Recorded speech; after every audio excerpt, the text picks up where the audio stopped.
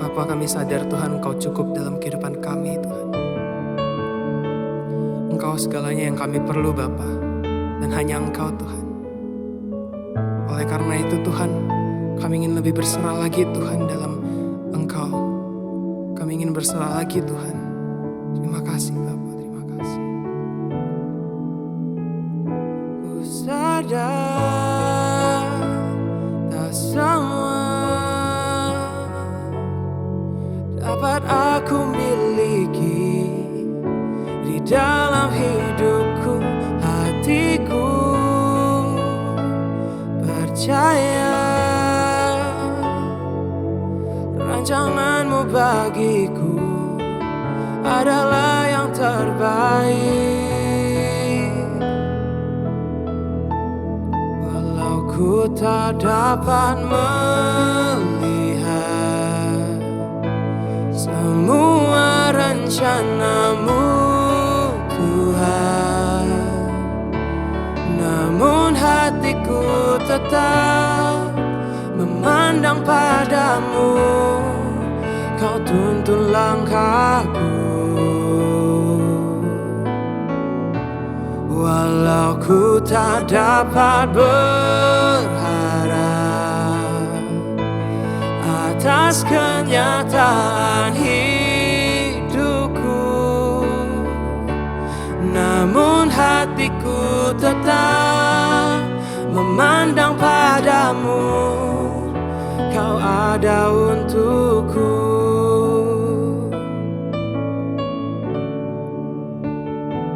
Sadar tak semua dapat aku miliki di dalam hidupku. Hatiku percaya rancanganmu bagiku adalah yang terbaik. Walau ku tak dapat melihat semua rencanamu Tuhan, namun hatiku tetap memandang padamu. Kau tuntun langkahku, walau ku tak dapat berharap atas kenyataan hidupku, namun hatiku tetap memandang padamu. Kau ada untukku. Walau ku tak dapat melihat semua rencanamu Tuhan, namun hatiku tetap memandang padamu. Kau tuntun langkahku, walau ku tak dapat berharap atas kenyataan hidupku, namun hatiku tetap memandang padamu. Kau ada untukku. Oh Tuhan, Kau ada untuk kami Bapa.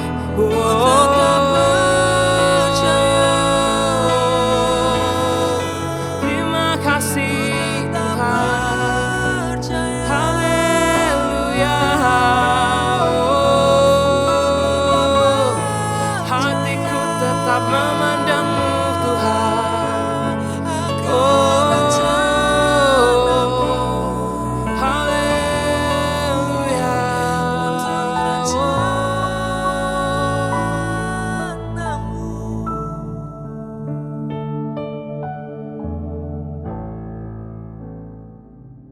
Shalom saudara-saudara, kembali ke renungan kita pada hari ini. Dan hari ini kita mau membahas dari Keluaran 4. Sedikit konteks, kalau ini dari Keluaran 3, Keluaran 4. Ini Musa lagi dalam pelariannya dari Mesir, tapi tiba-tiba Tuhan malah ngomong sama dia, suruh Musa balik untuk bebasin bangsa Israel keluar dari Mesir. Nah, dari pasal 3, Keluaran 3 sampai ayat 4 ini macam-macam responnya Musa. Antara, aduh siapa aku Tuhan, kenapa milihnya aku, nanti gimana, aku bingung. Terus kalau di Keluaran 4-nya tuh di ayat 1, lalu saud Musa, bagaimana jika mereka tidak percaya kepadaku dan tidak mendengarkan perkataanku. Terus di ayat 10-nya, Tuhan, aku ini nggak pandai bicara, dahulu pun tidak dan sejak engkau berfirman kepada hambamu pun tidak, sebab aku berat mulut dan berat lidah. Di ayat 13, Tuhan, utuslah kiranya siapa aja yang patut kau utus, yang penting bukan aku. Kalau kita baca keseluruhan pasal ini, berkali-kali Musa menolak panggilannya Tuhan.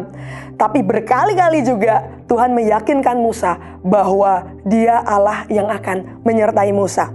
Kalau kita ngelihat di sini ada dua perbedaan. Fokusnya Musa tuh fokus di kelemahannya dia. Aku nggak bisa, aku nggak pandai ngomong, aku nggak akan dipercaya, aku nggak akan didengar dan lain sebagainya. Udahlah, aku nggak bisa. Sedangkan kalau kita ngelihat fokusnya Tuhan nggak fokus sama kelemahannya Musa, tapi Tuhan fokus sama panggilan dan rancangannya Tuhan dalam kehidupan Musa. Dan kalau kita boleh renungkan hari ini, seberapa sering kita takut, merasa kita nggak bisa, kita nggak pantas, kita nggak akan layak, kita punya banyak kekurangan. Aduh, aku nggak bisa lihat ke depan gimana, aku takut. Kita nyerah dulu sebelum berperang. Dan sebenarnya mengetahui kelemahan kita itu baik, tapi jangan sampai ternyata kelemahan kita tuh menjadi tembok untuk kita selalu bersembunyi di balik kelemahan kita dan akhirnya nggak membawa kita kemana-mana. Atau ternyata selama ini yang memenjarakan diri kita adalah diri kita sendiri dengan ketakutannya kita, dengan rendah dirinya kita.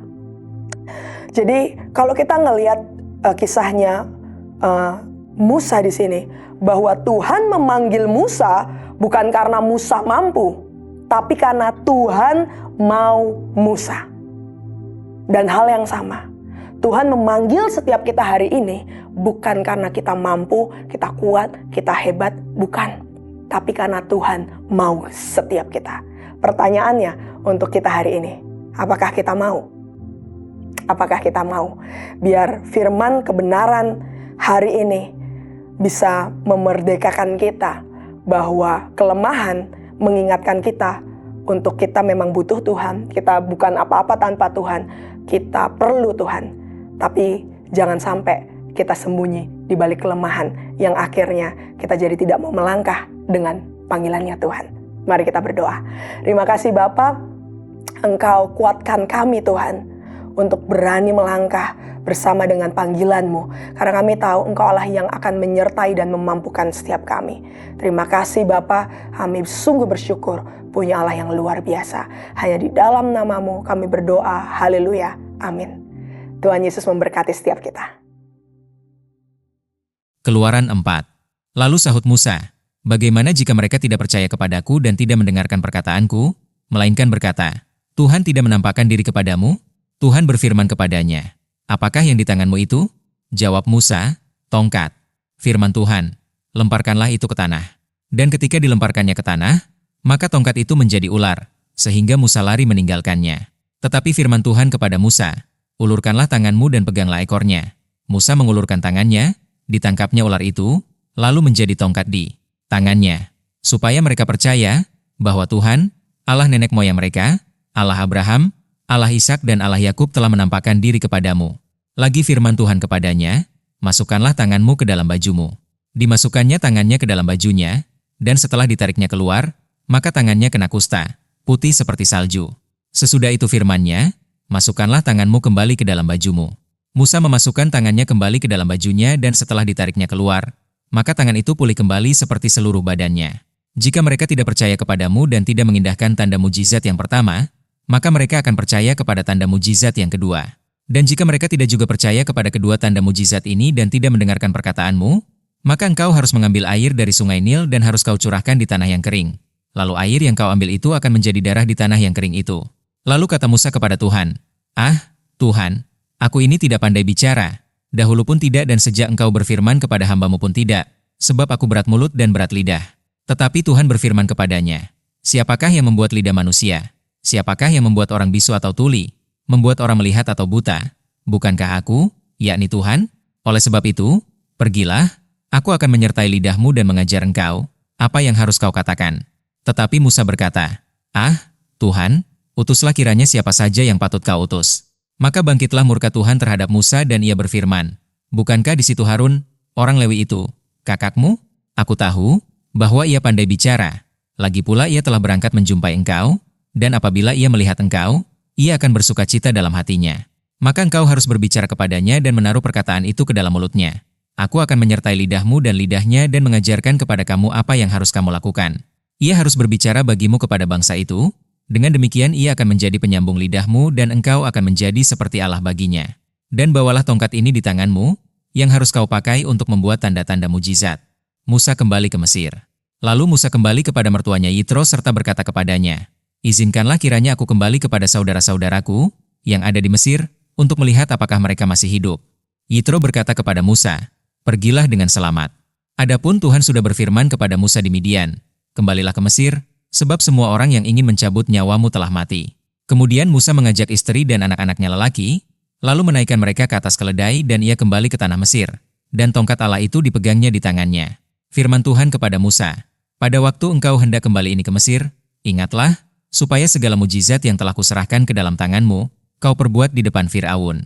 Tetapi aku akan mengeraskan hatinya, sehingga ia tidak membiarkan bangsa itu pergi.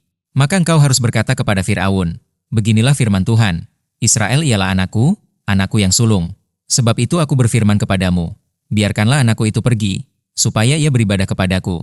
Tetapi jika engkau menolak membiarkannya pergi, maka aku akan membunuh anakmu, anakmu yang sulung.' Tetapi di tengah jalan, di suatu tempat bermalam, Tuhan bertemu dengan Musa dan berikhtiar untuk membunuhnya. Lalu Zipora mengambil pisau batu, dipotongnya kulit hatan anaknya, kemudian disentuhnya dengan kulit itu kaki Musa sambil berkata, 'Sesungguhnya engkau pengantin darah bagiku.' Lalu Tuhan membiarkan Musa. 'Pengantin darah,' kata Zipora waktu itu, karena mengingat sunat itu. Berfirmanlah Tuhan kepada Harun, 'Pergilah ke padang gurun menjumpai Musa.' Ia pergi dan bertemu dengan dia di gunung Allah, lalu menciumnya. Kemudian Musa memberitahukan kepada Harun segala firman Tuhan yang disuruhkannya kepadanya untuk disampaikan dan segala tanda mujizat yang diperintahkannya kepadanya untuk dibuat. Lalu pergilah Musa beserta Harun dan mereka mengumpulkan semua tua-tua Israel. Harun mengucapkan segala firman yang telah diucapkan Tuhan kepada Musa, serta membuat di depan bangsa itu tanda-tanda mujizat itu. Lalu percayalah bangsa itu, dan ketika mereka mendengar bahwa Tuhan telah mengindahkan orang Israel dan telah melihat kesengsaraan mereka, maka berlututlah mereka dan sujud menyembah.